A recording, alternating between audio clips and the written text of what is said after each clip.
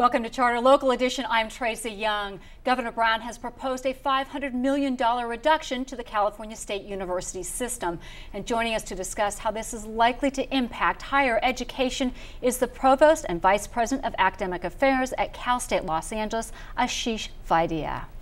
Nice to have you with us, sir. Thank you, Tracy. Good to be here. You know, that number 500 million, sometimes these numbers are so large that I kind of try and bring it back approximately, or give us just sort of a feeling of how you think that might impact the California State Los Angeles system.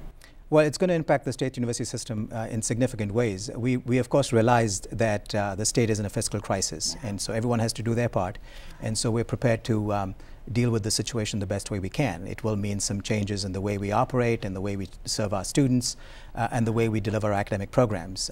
We realize, of course, this is hopefully something that's a short-term situation, and that as the economy starts recovering, that we find a way to reinvest the money back into public higher education.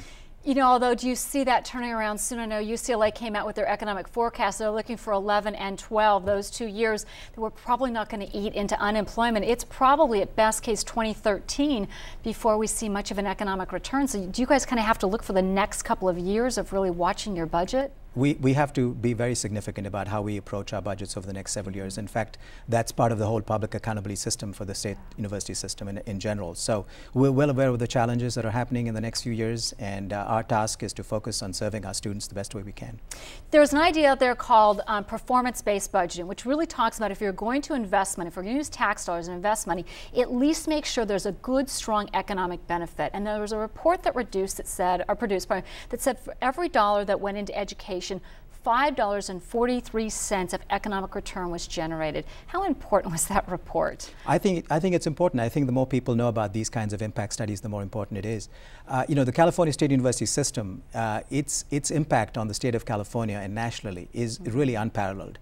We provide the jobs, the preparation for the future workforce.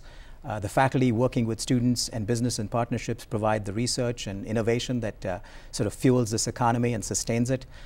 So those numbers really, I think, lend a certain measure of success to the kinds of things that happen in a state university system. And we're proud of the work we do at Cal State, especially in Los Angeles, where we, I think, make a huge impact through our alumni, through our students, and quite frankly through the social transformation that we bring about in our communities. I've heard a lot of people say that the CSUs, all of the 23 CSUs, are really about feeding a workforce. Hopefully the people that graduate from your universities are those who are going to work right away. They have immediate skills that are transferable.